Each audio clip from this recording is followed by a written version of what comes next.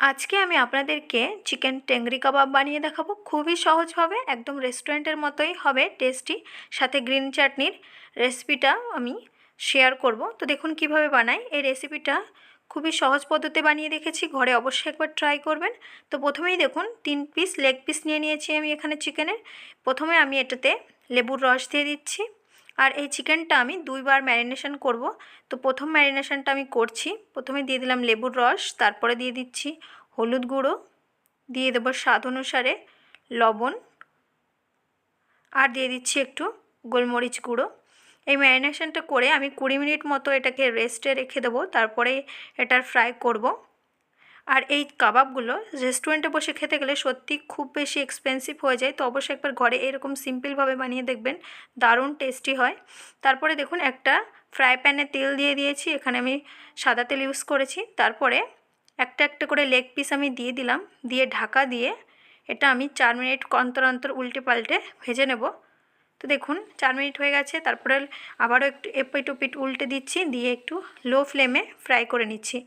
Fry হতে হতে আমি আরেকটা মশলা বানিয়ে নেব। তো দেখুন এখানে আমি নিয়ে নিচ্ছি বড় একটা বাটিতে ভেজিটেবল অয়েল, তার মধ্যে দিয়ে দিলাম 1 চামচ মতো লঙ্কা গুঁড়ো। এখানে আমি কোনো রকমের ফুড কালার ইউজ করছি না, শুধু লঙ্কার গুঁড়োটা দিয়েই কালারটা আনছি। এখানে কাশ্মীরি লঙ্কার গুঁড়ো ইউজ করছি।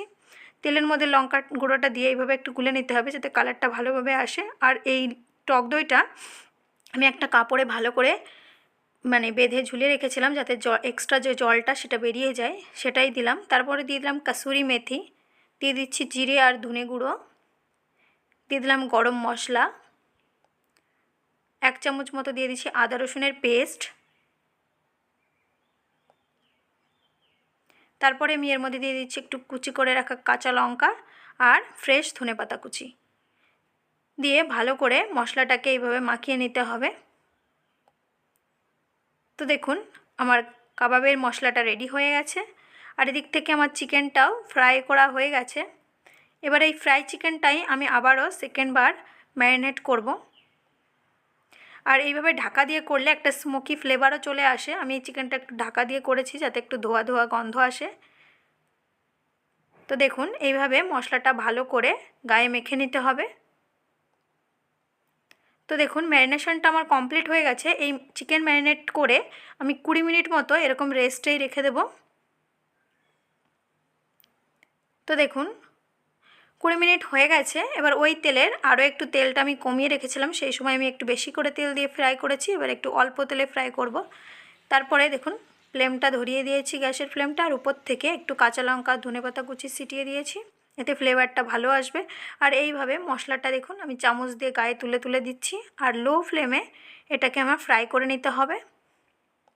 এখানে আমি আর ঢেকে করব না, আমি এইভাবেই ফ্রাইটা করব। তো দেখুন প্রায় হয়েই এসছে আমার কাবাবটা। আর এটা আমি একটু সময় নিয়ে দেখলে আপনারা বুঝতে পারবেন। আর এর সাথে আমি গ্রিন চাটনি বানিয়েছি, যেটা আমি শেয়ার করতে ভুলে গেছি। গ্রিন চাটনিটা আমি ধনেপাতা, পুদিনা পাতা, টক দই, 1 টুকরো আদা আর সামান্য একটু নুন দিয়ে মিক্সিতে ঘুরিয়ে নিয়েছি। তো রেডি হয়ে গেছে আমার কাবাবটা। যদি আমার ভিডিওটা ভালো লাগে অবশ্যই লাইক করে দেবেন, আর আমার চ্যানেলটিকে সাবস্ক্রাইব করে দেবেন। Thank you for watching.